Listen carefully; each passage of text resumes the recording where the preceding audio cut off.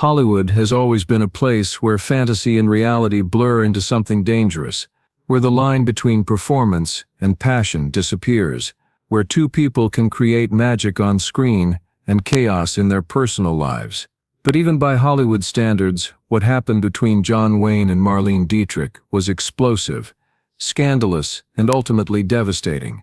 The year was 1940, and America's cowboy hero was about to meet Europe's most sophisticated seductress. What started as a chance encounter at a Hollywood party would ignite an affair so intense, so consuming, that it would shatter marriages, destroy reputations, and leave emotional wreckage that lasted decades.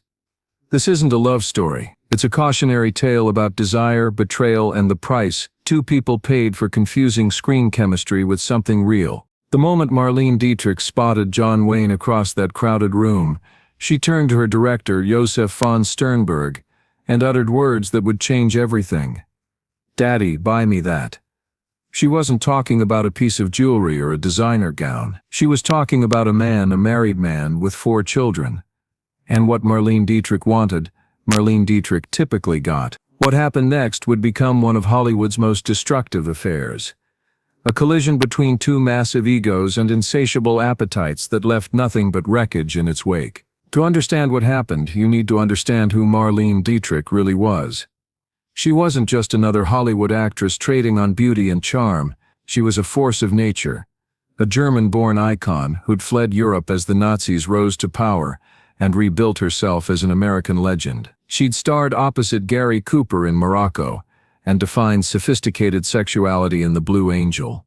But her real talent wasn't acting, it was seduction. Dietrich collected lovers the way other people collected stamps. Men, women, married, single. She didn't discriminate, and she didn't apologize.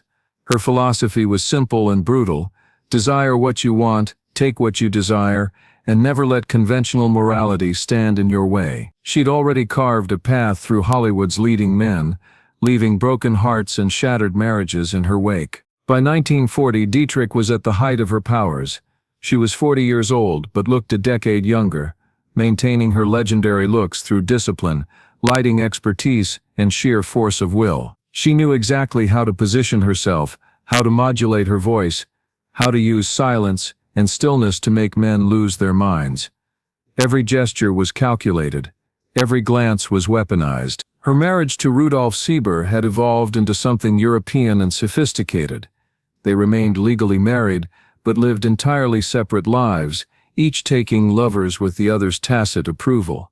It was an arrangement that scandalized Americans but suited Dietrich perfectly. She wanted freedom without the messy business of divorce. She wanted the respectability of marriage without any of its constraints. When she attended that particular Hollywood party in early 1940, Dietrich was between projects and bored. Boredom was dangerous for her. It made her restless, hungry for new conquests, new sensations. She'd heard about John Wayne, the up-and-coming Western star who was making waves with Stagecoach. She'd seen him from a distance at industry events, but she'd never actually met him. Then she walked into that party and saw him standing near the bar, towering over everyone else in the room, laughing at some joke with his easy confidence. He wasn't classically handsome in the way of Cary Grant or Errol Flynn. He was rough-edged, masculine in an unpolished way that felt almost primitive. And Marlene Dietrich, who'd had every sophisticated man in Hollywood, suddenly wanted something different. She turned to von Sternberg, the director who'd discovered her and remained her close friend and occasional lover, and spoke those fateful words, "Daddy, buy me that." Von Sternberg, who knew Dietrich better than almost anyone, understood immediately what she meant. He also understood that this particular acquisition was going to be complicated. John Wayne wasn't some European sophisticate who understood the rules of discreet affairs.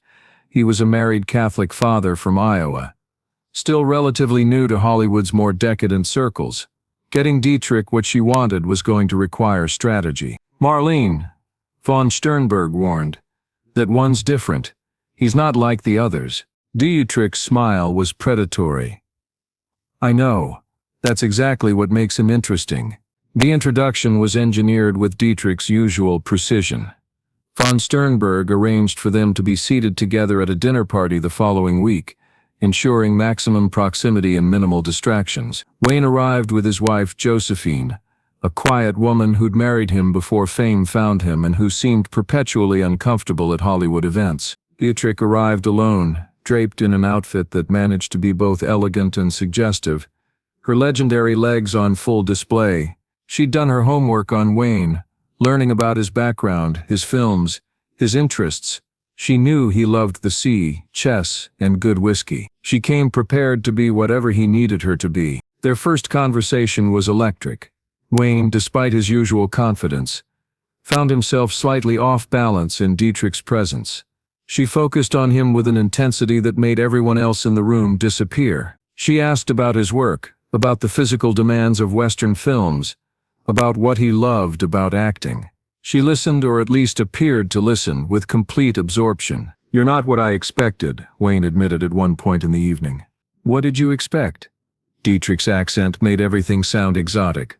"Forbidden. I don't know. Something more Hollywood, I guess.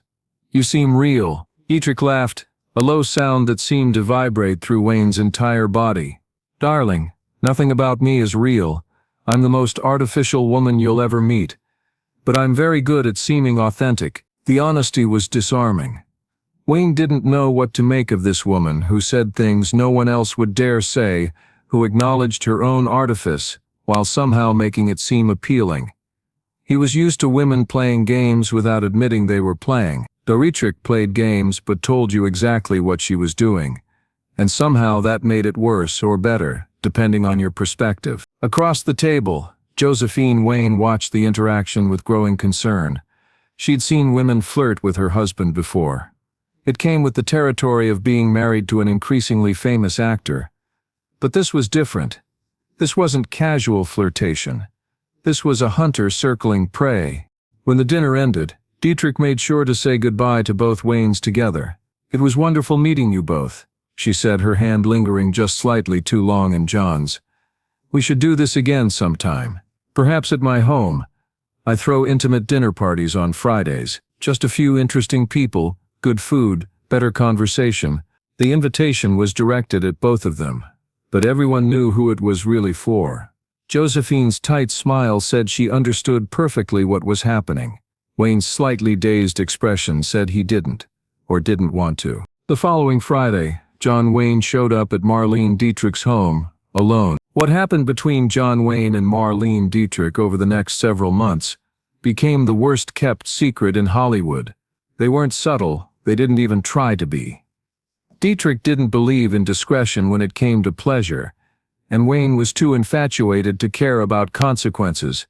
They were seen together at restaurants, at nightclubs, at industry events.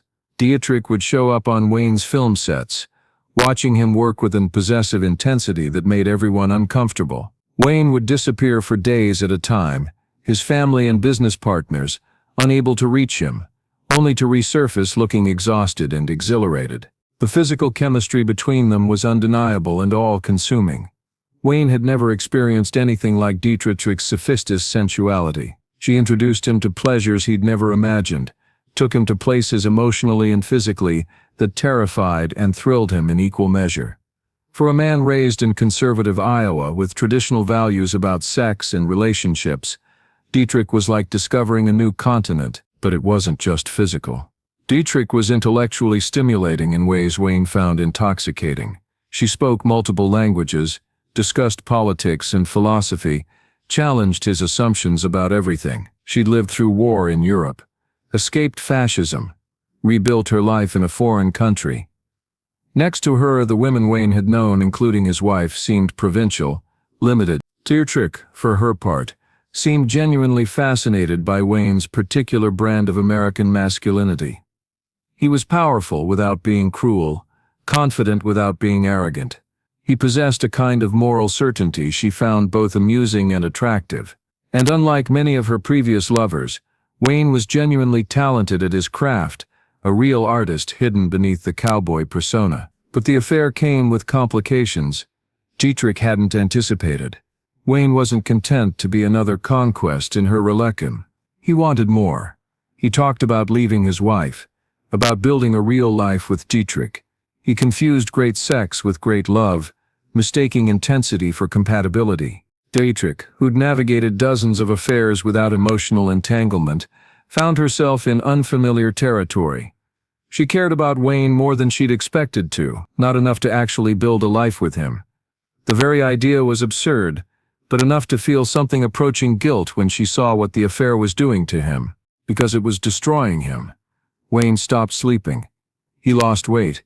He became distracted on set, forgetting lines, missing marks. His work suffered. His friendships suffered. Most devastatingly, his family was being torn apart. Josephine Wayne wasn't naive. She knew exactly what was happening between her husband and Marlene Dietrich. Everyone knew. The gossip columnists were having a field day, publishing blind items that weren't blind at all. Friends were asking if she was okay, their sympathy making everything worse. But Josephine didn't confront her husband. She didn't issue ultimatums or file for divorce. She employed a different strategy, one rooted in her Catholic faith and her understanding of her husband's character. She waited. She maintained dignity. She kept the home fires burning, raising their 4 children and pretending everything was normal even as her marriage crumbled around her. Her strategy was based on a crucial insight. Marlene Dietrich didn't actually want John Wayne permanently. She wanted him temporarily, wanted to experience him and then move on to the next conquest. If Josephine could simply outlast the affair, if she could avoid forcing Wayne to choose, eventually the whole thing would burn itself out. It was an agonizing gamble. Every night Wayne didn't come home. Every public appearance with Dietrich, every pitying look from friends and neighbors, it all took a toll. Josephine lost weight. She stopped sleeping. She spent long nights praying, asking God for the strength to endure, the wisdom to know when to act and when to wait. Her children knew something was wrong. Her eldest daughter later recalled, "Mom would smile and say everything was fine, but we could hear her crying at night. We knew Dad was gone a lot. We knew something was breaking our family apart, even if nobody said it out loud." The Hollywood community was divided in its response. Some admired Josephine's dignity and strength. Others thought she was being a doormat, allowing herself to be publicly humiliated.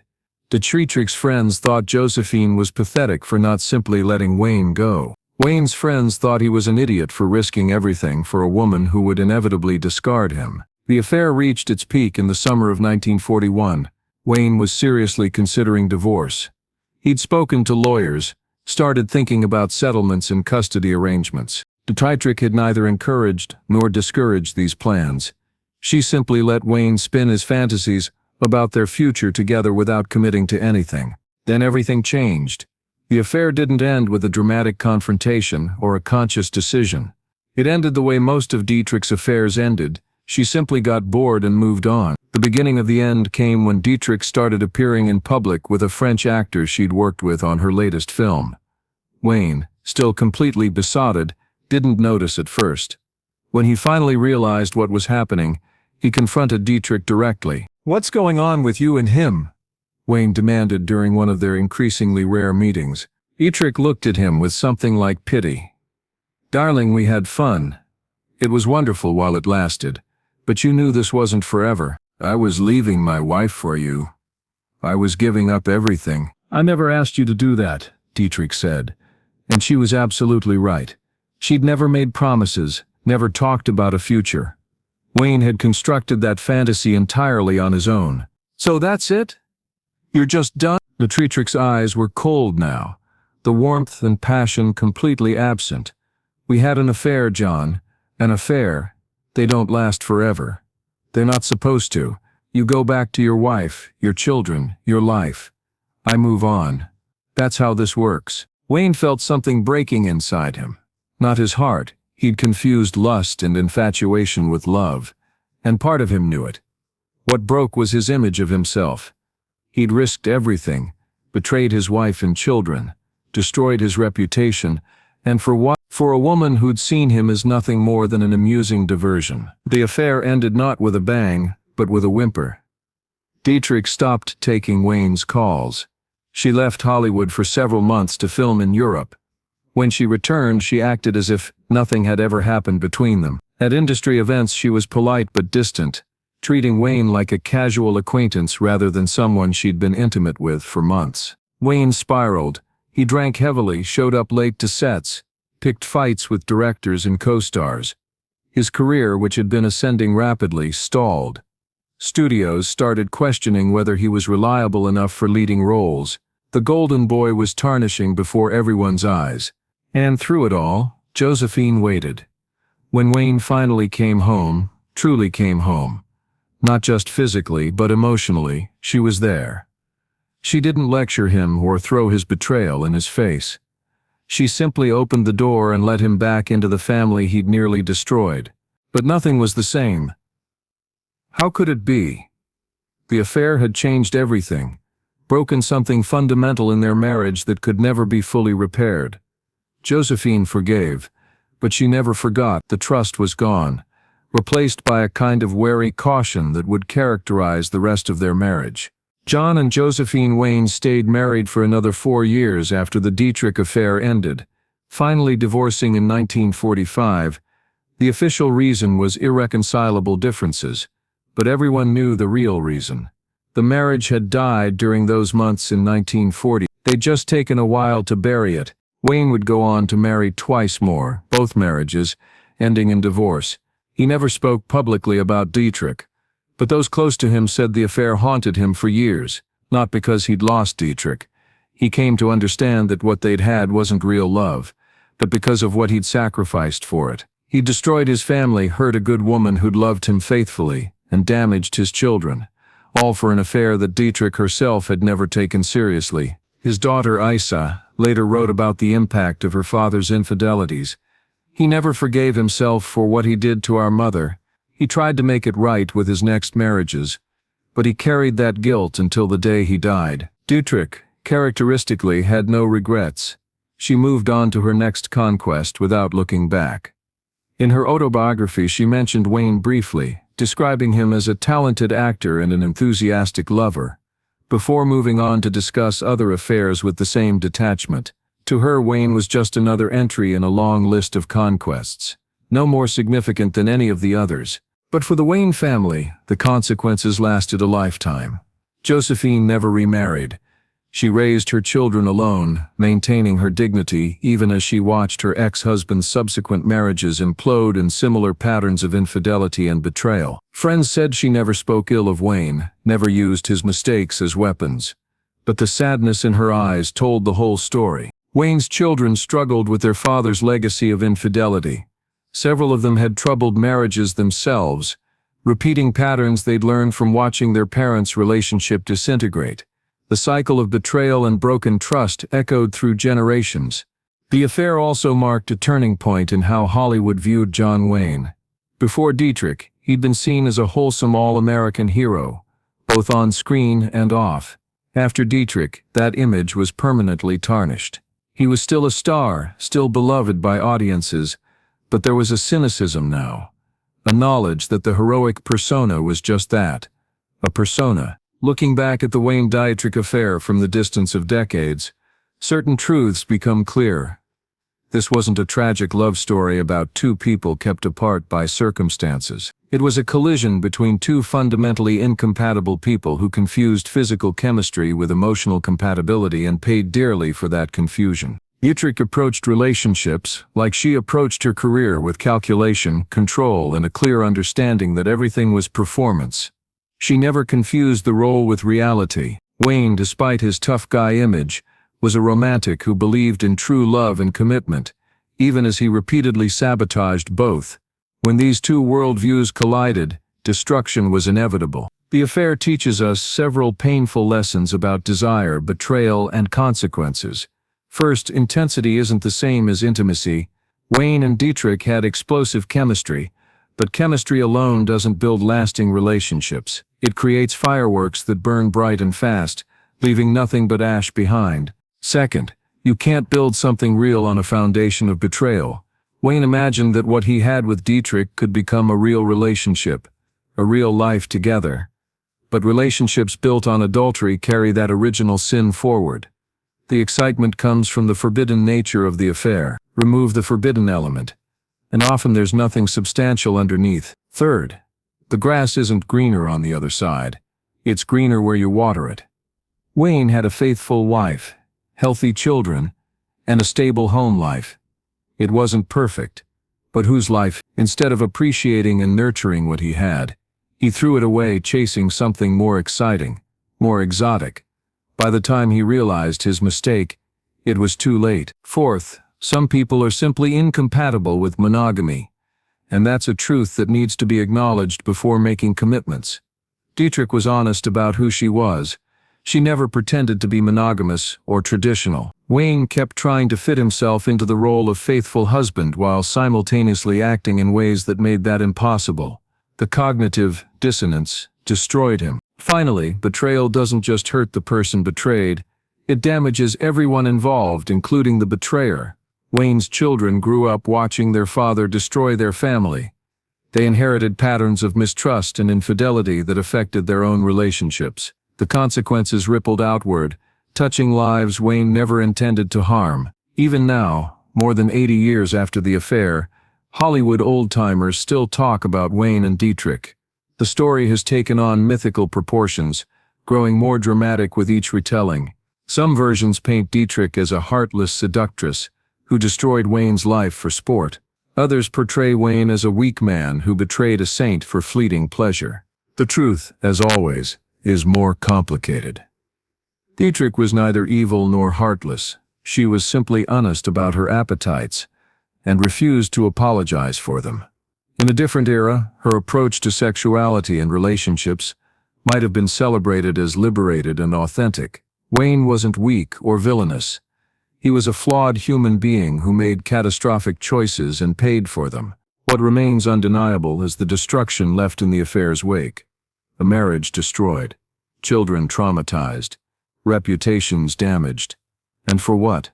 For a few months of passion that neither party even remembered as particularly significant years later. The Marlene Dietrich who said, "Daddy, buy me that," about John Wayne, got exactly what she wet, and then discarded it without a second thought.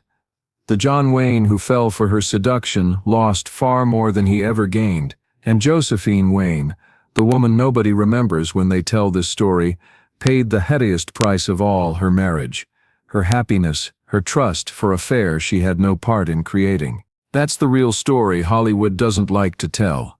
Not the exciting romance or the scandalous affair, but the quiet devastation left behind when the excitement fades and real life returns. It's less cinematic, less dramatic, but infinitely more true. In the end, Marlene Dietrich saw what she wanted and took it. What happened next didn't destroy John Wayne's marriage. He did that himself, but the consequences of that destruction echoed through decades. A reminder that some mistakes can't be undone, some betrayals can't be forgiven, and some prices are too high to pay for any pleasure, no matter how intense. That's not the Hollywood ending anyone wanted, but it's the one they got.